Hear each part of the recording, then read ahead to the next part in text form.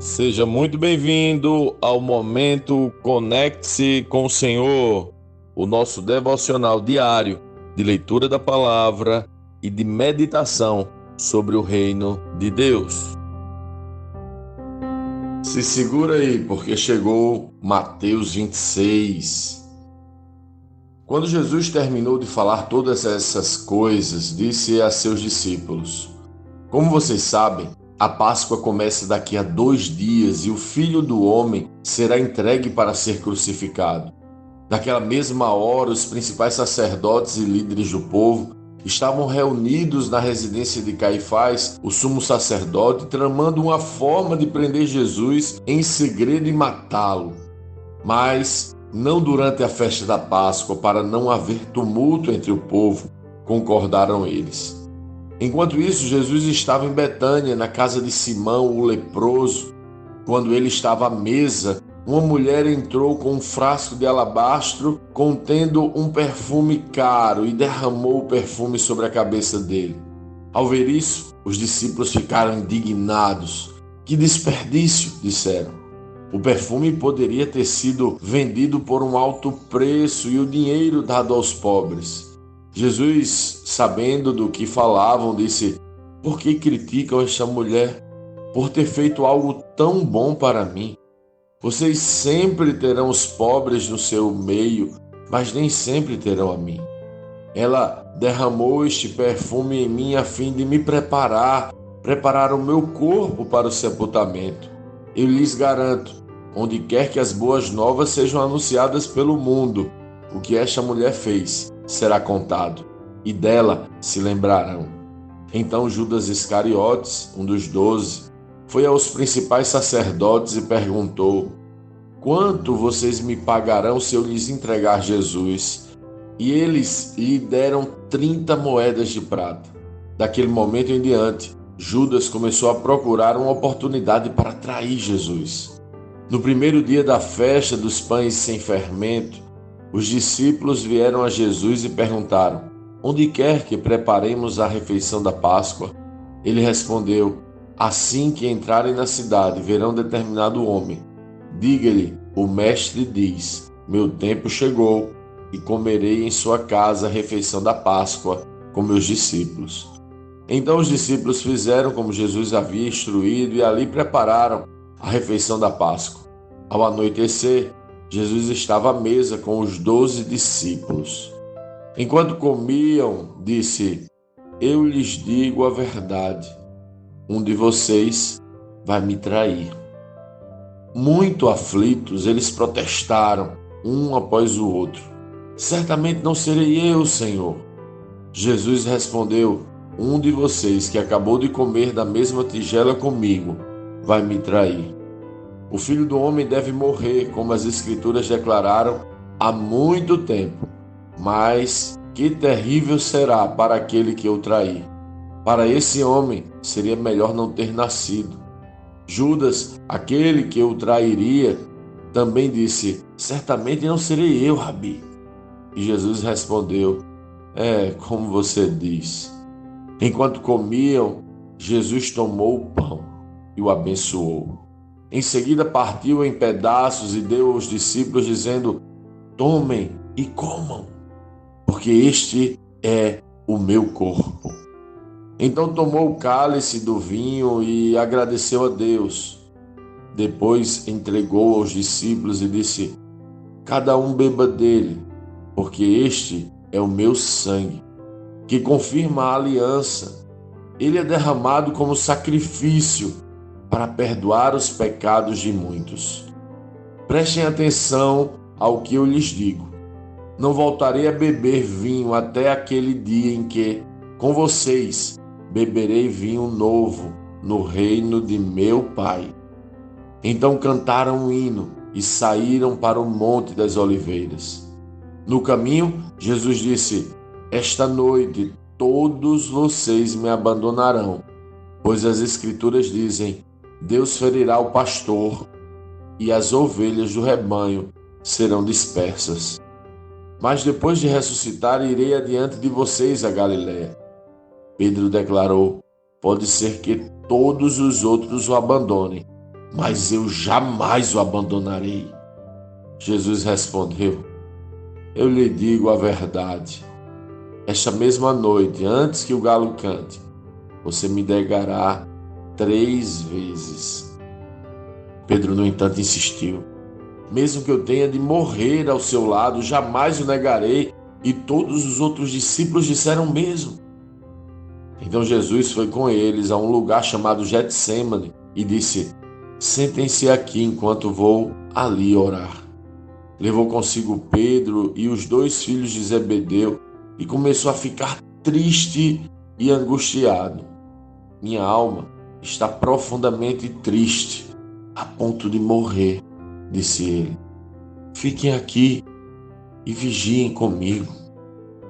Ele avançou um pouco, curvou-se com o rosto no chão e orou: meu Pai, se for possível, afasta de mim este cálice.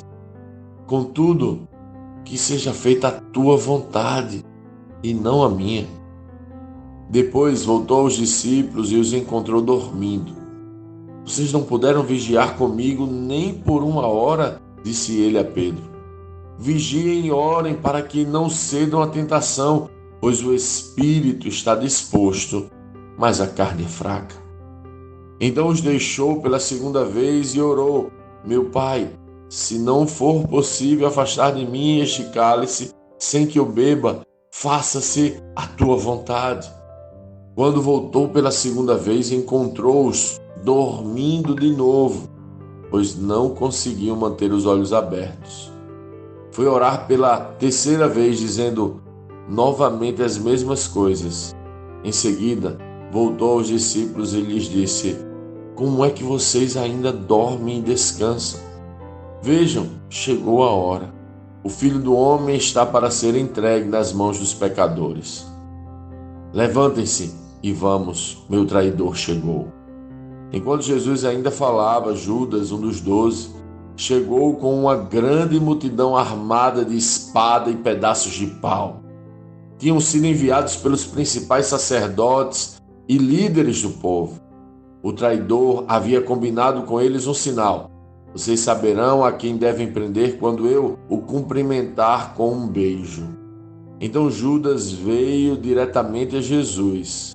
Saudações, Rabi, exclamou ele e o beijou.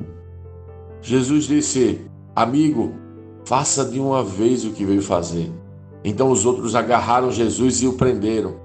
Um dos que estavam com Jesus puxou a espada e feriu o servo do sumo sacerdote, cortando-lhe a orelha. Guarde sua espada, disse Jesus. Os que usam a espada morrerão pela espada.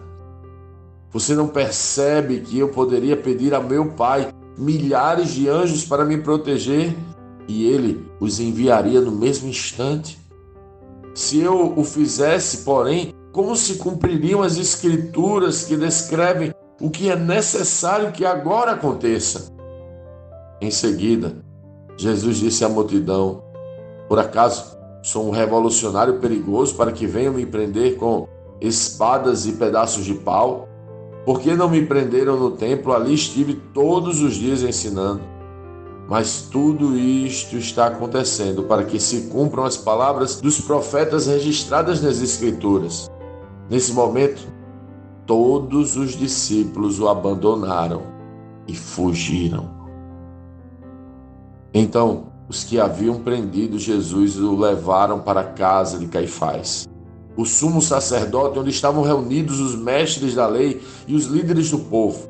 Enquanto isso, Pedro seguia Jesus de longe, até chegar ao pátio do sumo sacerdote. Entrou ali, sentou-se com os guardas e esperou para ver o que aconteceria.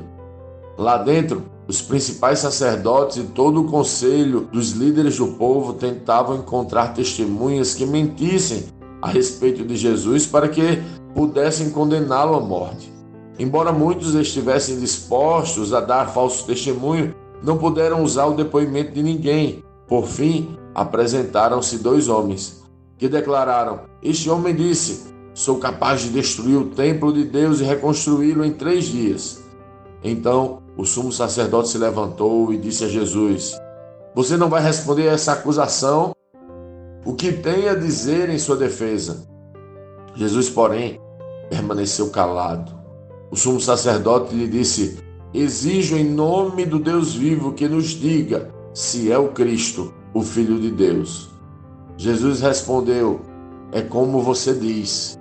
Eu lhes digo que no futuro verão o Filho do Homem sentado à direita de Deus poderoso e vindo sobre as nuvens do céu.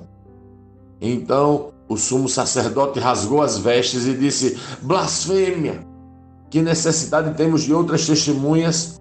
Todos ouviram a blasfêmia. Qual é o veredito? Culpado, responderam. Ele merece morrer.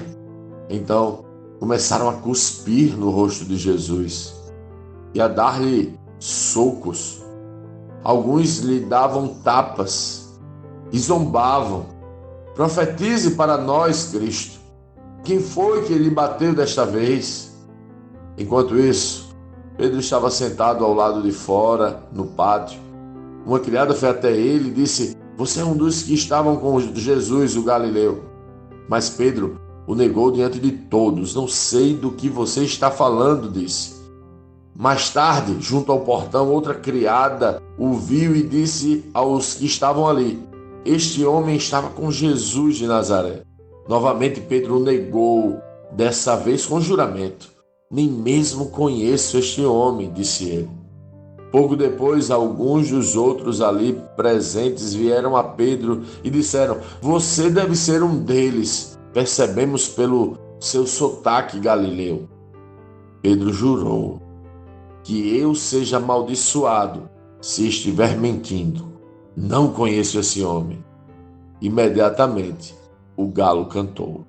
Então Pedro se lembrou das palavras de Jesus: antes que o galo cante, você me negará 3 vezes. E saiu dali, chorando amargamente.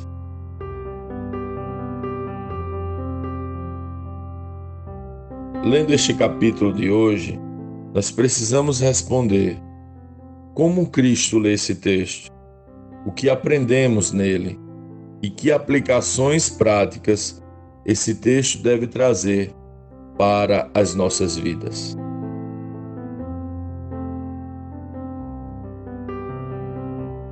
Meu Deus, esse capítulo sempre me choca. A religião judaica até hoje é a referência máxima de valores e princípios que nortearam muitas sociedades e influenciaram muitos reinos e gerações. Por motivos óbvios, o povo judeu era o povo que mais tinha sido alcançado pela revelação do Criador, do Deus Criador. Eram os nossos melhores, eram os melhores de nós. E o que fizemos? Como Renato Russo disse certa vez: quanta maldade é deixar um Deus tão triste. O que fizemos? O que os nossos melhores fizeram? Nós cuspimos no rosto do nosso amoroso Criador. Nós batemos nele. Nós o traímos. Nós o deixamos sozinho no momento que ele mais precisou. Nós o prendemos com armas, nós o ferimos. O que fizemos? Nem sequer na sua angústia ficamos acordados. O deixamos sozinho quando sua alma estava tão triste ao ponto de morrer. Definitivamente, nossa maldade não deve nos surpreender. Se fizemos isso com o nosso Criador, o que mais é impossível ao homem? Passamos de todos os limites e extrapolamos todas as medidas. Fizemos promessas de travesseiro dizendo: jamais te deixaremos. Mas a verdade é que todos correram e o deixaram sozinho. O mais valente de nós, o que dizia mais amá-lo, o negou 3 vezes. O Evangelho é uma grave denúncia. Somos miseráveis pecadores. Mas também uma boa notícia. Mesmo assim, Jesus nos amou. Isso é muito chocante.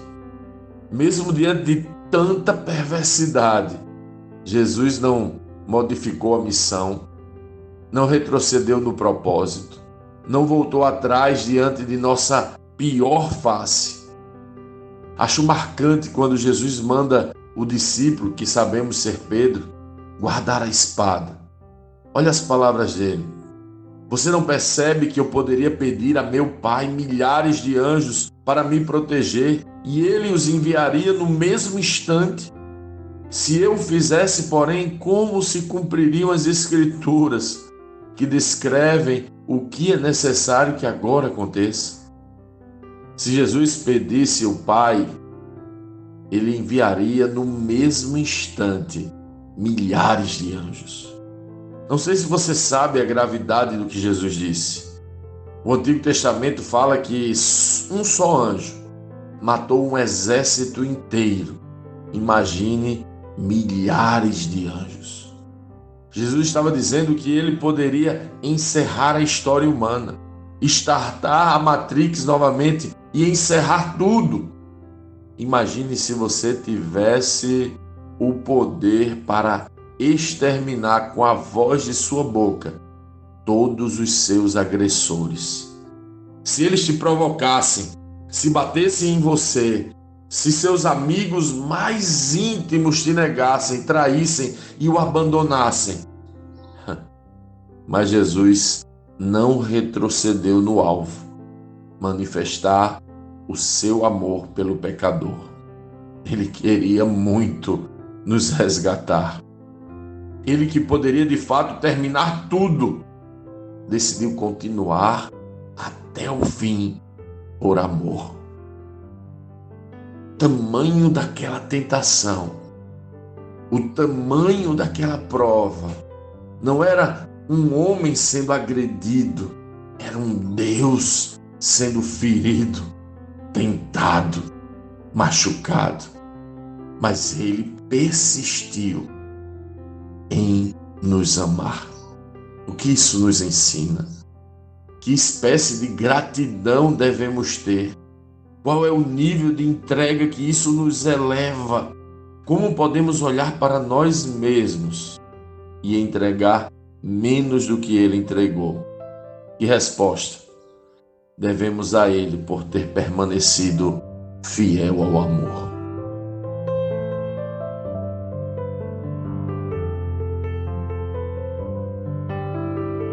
Sim, que bom ter você neste devocional e poder compartilhar o Evangelho. Mas, como sempre dizemos, o texto de hoje, o texto de cada dia, tem muito mais para oferecer, muito mesmo. Nosso objetivo aqui é te influenciar a parar um pouco e ler o texto bíblico, pois acreditamos que 5 minutos de vida na palavra podem transformar completamente uma vida. Que Deus te abençoe. Leia, medite, comente, pergunte e adore o Senhor no seu lugar secreto. Conecte-se com o Senhor.